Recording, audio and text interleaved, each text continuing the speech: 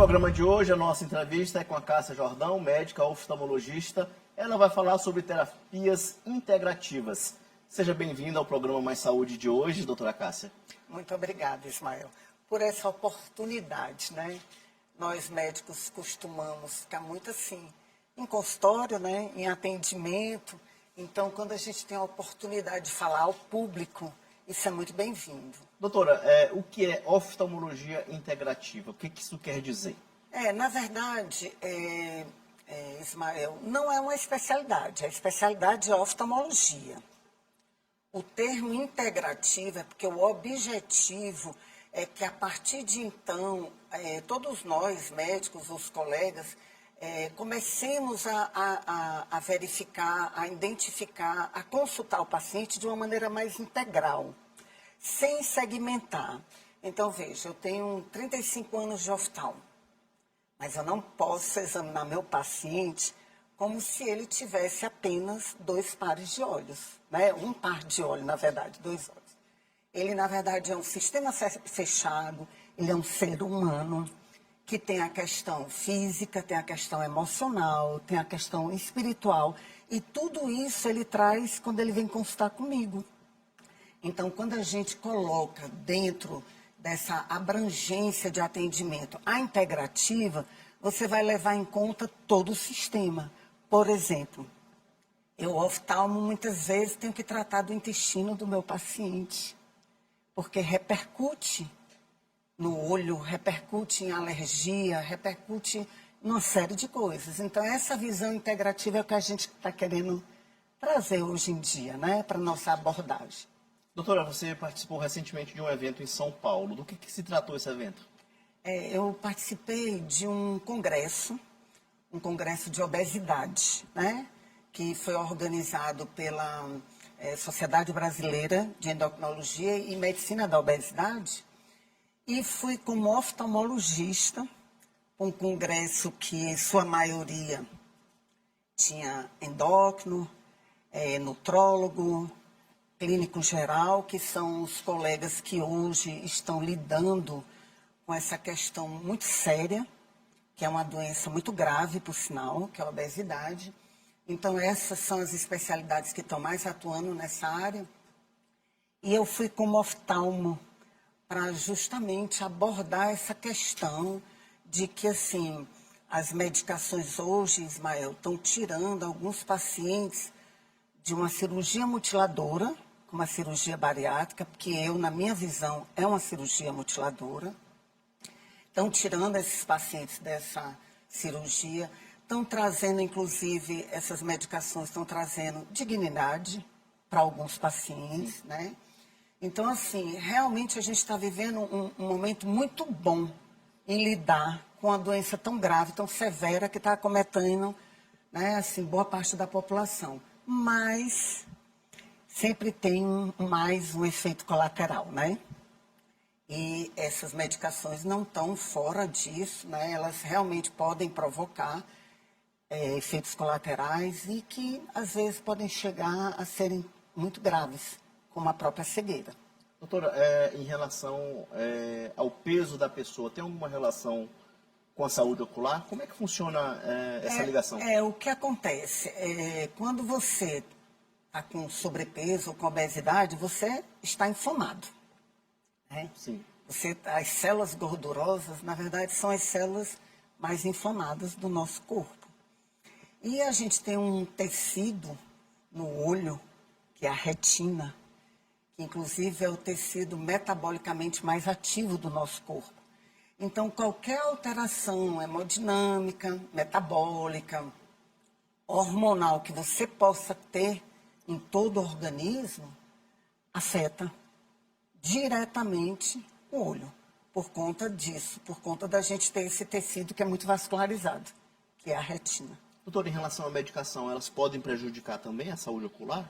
Sim, como eu lhe disse. Uhum. O que acontece? Esses análogos, né, do GLP-1 e o GIP, né, que é o caso da tizepatida, por exemplo, é uma medicação excelente e que a gente vê mesmo que trata, inclusive, a compulsão, porque ela atua lá em cima, é É muito interessante a atuação dessa medicação, muito eficaz.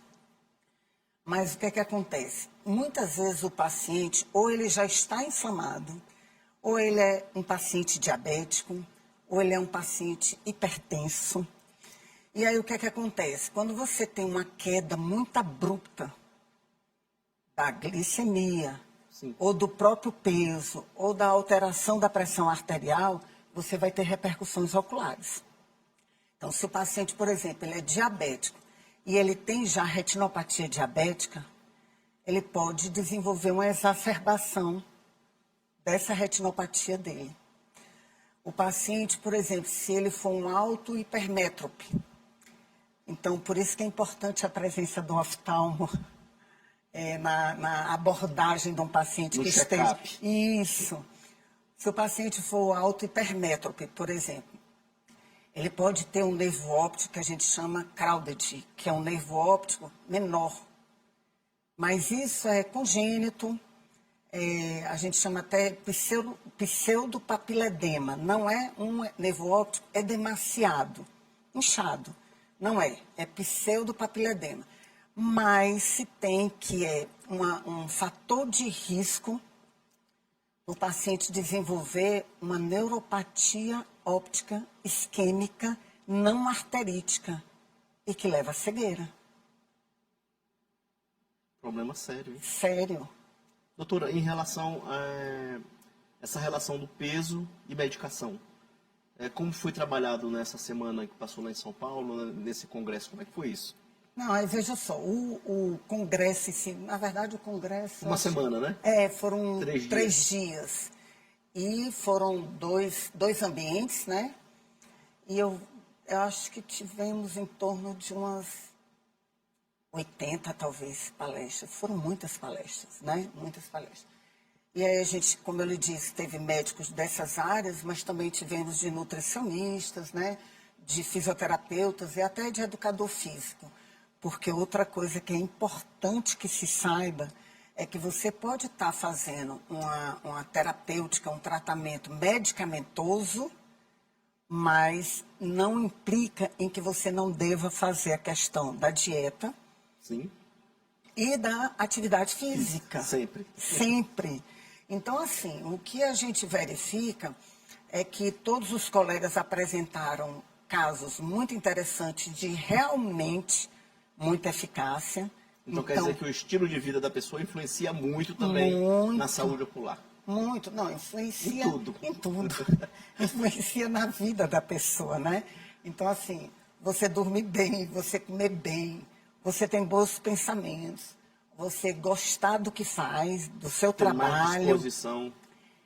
você ter boas relações, tudo isso implica em saúde, né? Implica em bem-estar, sem sombra de dúvida. E aí, nesse congresso, a gente realmente verificou, eu inclusive eu não trabalho com as medicações, Sim. eu não sou prescritora dessas medicações, mas verifiquei o quanto os colegas estão tendo excelentes resultados, excelentes, o quanto os colegas estão conseguindo resgatar, como eu lhe disse, a questão da dignidade do paciente, que muitas vezes tem dificuldade de se locomover, de sair de casa. E dentre esses pacientes com indicação de fazer uma cirurgia, que é a cirurgia bariátrica, né? Eu, pessoalmente, como profissional, eu não sou a favor dessa cirurgia. Realmente, eu acho que poucos casos de indicação, porque o que a gente vê é que o índice de alcoolismo, de suicídio, de desnutrição é muito alto. Eu tenho no meu consultório pacientes em situações difíceis, em decorrência de uma cirurgia tão na verdade, mutiladora mesmo. Essa é a minha opinião. Doutora, essa questão da saúde ocular, ela não era, ainda não era muito tratada de forma integrada com outras especialidades. É uma coisa mais recente? Isso, é mais recente, Ismael, exatamente. Então, assim, eu tenho 35 anos de oftalmo e trabalho com as práticas ortomoleculares. E com essa visão integrativa, há 12 anos mais ou menos, um pouco mais de 12 anos. Então, assim, o oftalmo, ele costumava ficar muito, muito reservado ou até muito excluído da questão sistêmica na abordagem do paciente, né? Mas aí, quando a gente começa a verificar da importância de você conhecer o intestino, de você entender o metabolismo daquele paciente, de você saber que essas alterações que ele pode ter metabólicas vai interferir na visão, vai interferir na prescrição de um óculos, na indicação de uma cirurgia, aí alarga muito, tanto a sua visão como o seu conhecimento, né? Doutora, uma pessoa com obesidade, qual seria o sinal de alerta em relação à saúde ocular? Tem alguma coisa mais comum e mais específica de sintoma que possa ser identificado e procurar ajuda, um alerta rápido? Veja só, aí volto a dizer, o paciente obeso, na medicina a gente encara como sendo um paciente inflamado. E aí a gente tem a retina, que é até um preditor. Chega tudo antes lá. Exatamente. Né? É um preditor. Então, muitas vezes a gente pode dar um diagnóstico de uma diabetes no paciente 5, 6 anos antes. Você pode dar um diagnóstico de uma hipertensão arterial. Você pode dar diagnóstico de um tumor cerebral que ainda não esteja tendo repercussões clínicas naquela área através de um exame do fundo do olho, né? Então, realmente, na verdade, não só o paciente obeso, né? Que hoje é o nosso tema e, graças a Deus, a gente está tendo esse estudo, essa mobilização da maioria dos médicos com relação a essas medicações, por exemplo, né? Mas as pessoas, de uma maneira geral, o ideal é que realmente o exame oftalmológico seja mais de rotina do que tão somente ir porque eu preciso do óculos. Sim. A oftalmologia vai muito além do que você prescrever óculos para um paciente. A gente tem como diagnosticar outras doenças através do olho, além do que o oftalmo ele não só prescreve óculos, ele identifica se você tem glaucoma, se você tem catarata, se você tem alguma alteração ao nível de córnea, de íris e por aí vai. Realmente é um universo muito grande a oftalmologia. Doutora, um recado para o pessoal que está em casa, nossa entrevista está chegando ao fim. Muito produtiva, muito bom ouvi-la hoje aqui. Agora um recado para o pessoal que está em casa sobre a importância de manter a saúde ocular e esse cuidado com outros profissionais também. Importante fazer isso. Ismael, a partir do momento que eu fui convidada para esse congresso, me despertou a importância de eu ser um instrumento de alerta com relação aos profissionais da área de saúde que estão prescrevendo essas medicações anti-obesidade, aos meus colegas oftalmologistas e aos pacientes que estão em uso dessa medicação. No meu entender, o correto seria todos primeiro irem a um oftalmologista, identificarem determinadas situações, se for o caso, fazerem determinados exames que possam ser preditivos ou exames preventivos, e a partir daí você ser medicado. Por quê? Porque caso você tenha, por exemplo, uma baixa de visão, Sim. ela pode ser transitória pela mudança do nível de glicose que você está apresentando ali. Ela pode ser realmente transitória, mas ela pode ser o primeiro sinal de uma doença grave com uma neuropatia óptica isquêmica não arterítica. Então, quem vai saber se é algo transitório ou se é o primeiro sinal de uma doença grave? Só o oftalmologista. Então, na verdade, a minha ideia é que todos busquem uma consulta com o oftalmologista. Não só para tirar óculos, né? Não só para receber o óculos, mas também para ter essas informações que são bem importantes. Doutora Cássia Jordão, obrigado por sua participação aqui no programa Mais Saúde da TV Assembleia mais uma vez. Muito obrigada pela oportunidade, excelente. Esse foi o nosso programa Mais Saúde de hoje. Para você, um bom início de semana e a gente se encontra no próximo domingo às 9 da manhã. Até lá!